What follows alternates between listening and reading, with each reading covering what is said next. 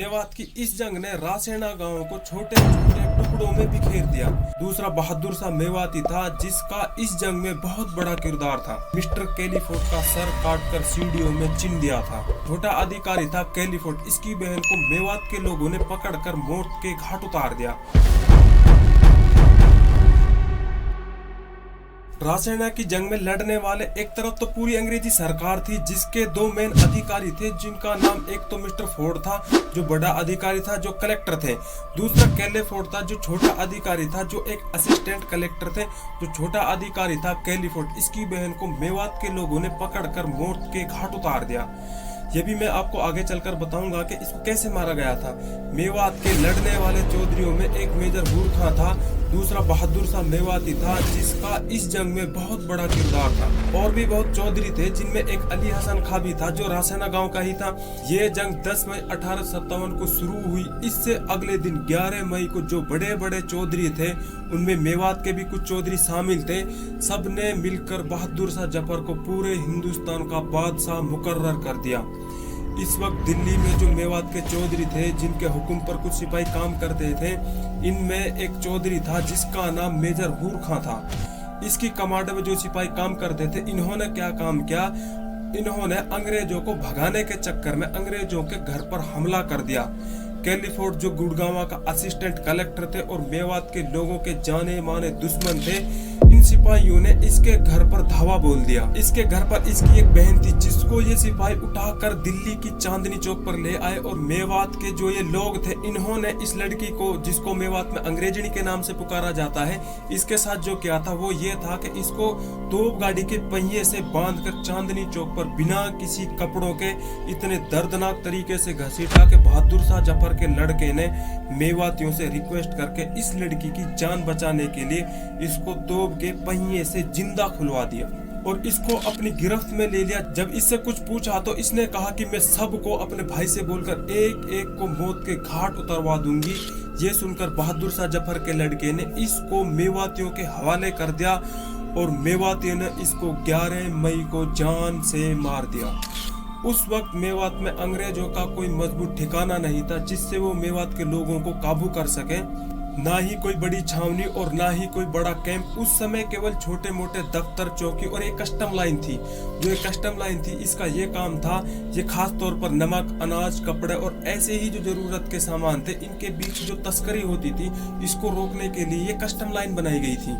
ये लाइन मेवात के इलाके में मथुरा से होते हुए इंडरी, फिर सोना, सोना से रासेना और रासेना से गुड़गांव, ऐसे ही ये लाइन लाहौर तक फैली हुई थी। 12 मई को दिल्ली अंग्रेजों से दूर जा रही थी तो इन्होंने दिल्ली को अपने हाथ में लेने के लिए 13 मई को मिस्टर फोर्ड कस्टम लाइन के सभी अधिकारियों को अपनी गाड़ी में बिठाकर गुड़गांव ले गया और ये कस्टम लाइन चौकियां सारी खाली हो गई। जब मेवात के लोगों को पता चला कि अंग्रेजों के खिलाफ जंग छिड़ चुकी है तो मेवात के लोगों ने सबसे पहले कस्टम चौकियों पर ही हमला किया। कस्टम चौकियों में कोई नहीं मिला तो इनको आग के हवाले करके राख में मिला दिया। अंग्रेजों के जितने भी ठिकाने थे सबको जलाकर खत्म कर दिया। इसके बाद अंग्रेजों का मेवात में ठहरने का कोई ठिकाना नहीं रहा। मई के महीने के खत्म होने के बाद मेवात अंग्रेजों के कब्जे से बिल्कुल बाहर जा चुकी थी। लगान और टैक्स जो अंग्रेजों को दिया जाता था ये सब मेवात के लोगों ने देना बंद कर दिया। अंग्रेजों को भगाने के चक्कर में खूब खून बहाया और मेजर हूर खां जो दिल्ली में अंग्रेजों से लड़ता हुआ मारा गया और 20 सितंबर को दोबारा दिल्ली अंग्रेजों के कब्जे में आ गई और मेवात का ये इलाका इनके हाथ से बाहर था। दिल्ली पर दोबारा कब्जा करने के बाद अंग्रेजी अधिकारियों ने एक गुप्त मीटिंग की जिसमें मेवात को काबू करने की जिम्मेदारी गुड़गांव के कलेक्टर मिस्टर फोर्ड को सौंप दी।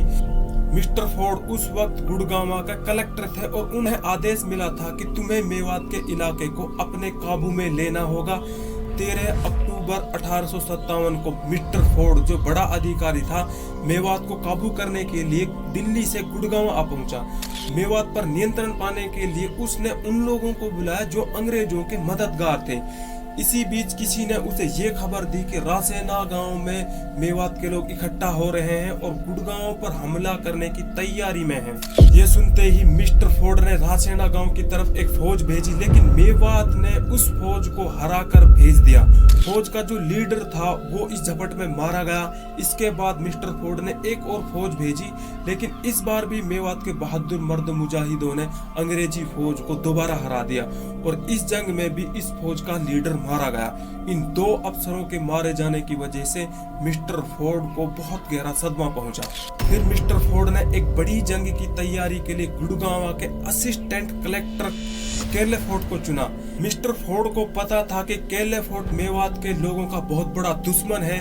केले फोर्ड ने अपने एक बयान में ये भी कहा था कि मैं जब मेवात में गया तब मैंने किसी को नहीं छोड़ा, सबको जान से मार दिया। मैंने बूढ़े जवान औरत यहाँ तक कि मैंने बच्चों को भी नहीं बख्शा। उस वक्त मिस्टर फोर्ड को एक ऐसे ही शख्स की जरूरत थी और केले फोर्ड जो मेवात के लोगों से अपनी बहन की मौत का बदला लेना चाहते थे, किसी ने उसे ये कहकर भड़का दिया कि उसकी बहन के साथ मेवात के लोगों ने अन्याय भी किया था। मिस्टर फोर्ड और केले फोर्ड के इस हमले की खबर मेवात का एक क्रांतिकारी था जिसका नाम चौधरी फिरोज शाह मेवाती था, उसको मिली। उसने तुरंत मेवात के सभी छोटे बड़े चौधरियों को इकट्ठा करके इस जंग की तैयारी के लिए कहा। फिरोज शाह मेवाती ने रासेना गांव में बेशुमार तादाद में मेवात के लोगों को इकट्ठा कर लिया। इसमें सब तरीके के लोग थे, इसमें जो जंग में लड़ते थे वो भी थे और इसमें वो भी थे जो भेड़ बकरियों को चराते थे, जिनको मेवात में ग्वालिया कहा जाता है। फिर अंग्रेजों की फौज रासेना गांव में आ पहुंची, जिसको मेवात में धाड़ कहा जाता है। इसे देखकर रासेना गांव के लोगों ने कहा कि धाड़ ने गांव पर चढ़ाई कर दी है। इसी दिन 31 अक्टूबर 1857 को रासेना गांव के जंगल में एक ऐसा युद्ध हुआ जो तकरीबन 4 घंटे तक चला। इस युद्ध में एक ऐसा मर्द मुजाहिद भी शामिल था जो अच्छी तरह जानता था कि केली फोर्ड कैसा दिखता है। 4 घंटे के घमासान युद्ध के चलने के बाद इस मर्द मुजाहिद को आखिरकार यह पता चला कि केली फोर्ड किस सफ में खड़ा है।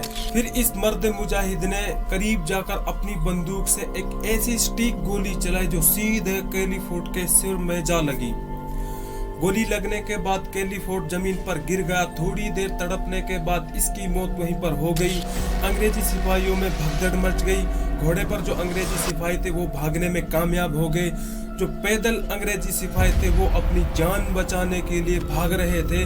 जब ग्वालियान के इन पर लठ पड़े तो इनको काबू करके रासेना गांव में लाया गया, जहां इनसे बिना जूता चप्पल के कांटेदार बाड़े खुंदवा। केली फोर्ड जो अंग्रेजी धाड़ का लीडर था, इसके पैर को नेजू से बांधकर रासेना गांव में घसीटा गया। इसने जो मेवात के लोगों के साथ जो जुलूम किया था, इसको लेकर मेवात के लोगों में इसके लिए इतनी नफरत थी कि मेवात के लोगों ने इसका सर काटकर थड़ी, जिसको चौपाड़ कहा जाता है, उसकी सीढ़ियों में चिन दिया।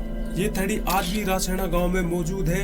रासेना गांव में अभी कुछ सालों पहले एक आश्रम बनाया है। इस आश्रम की जो 4 दीवारी है, इसी में है ये सारी चीजें। इसमें घट्टी, थड़ी और उस दौर की एक मस्जिद है। इसमें उन मर्द मुजाहिदों की कब्रें हैं जो हिंदुस्तान की आजादी के लिए लड़े थे।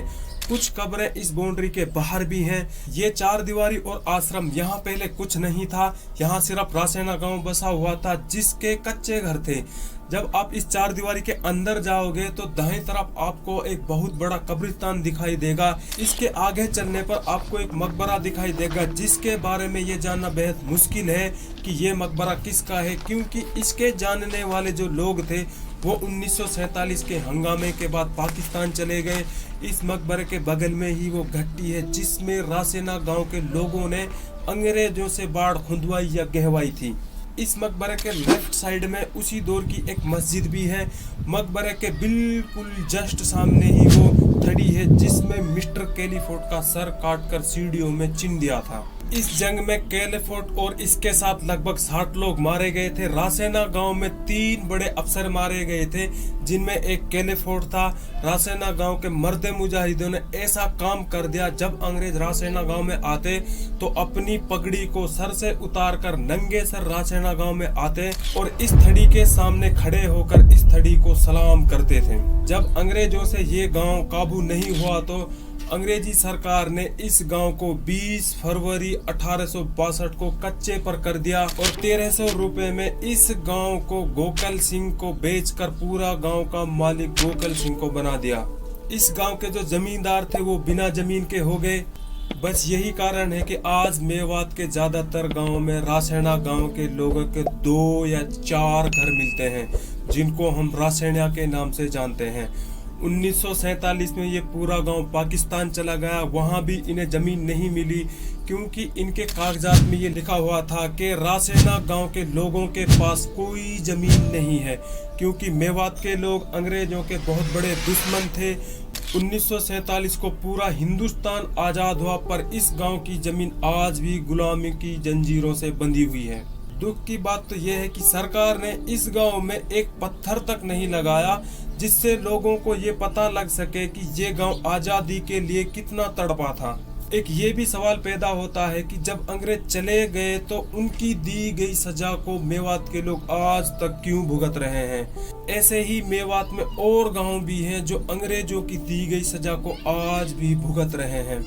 रासेना गांव के बीते दौर को हमने आपके सामने लाने की एक छोटी सी कोशिश की है, जिसमें हम कितने कामयाब हुए हैं ये तो सिर्फ आप ही बता सकते हैं। ऐसी ही और वीडियो के लिए बने रहिए हमारे साथ। मैं बताऊंगा आपको मेवात के उस इतिहास के बारे में जो अब मिट्टी में मिलता जा रहा है।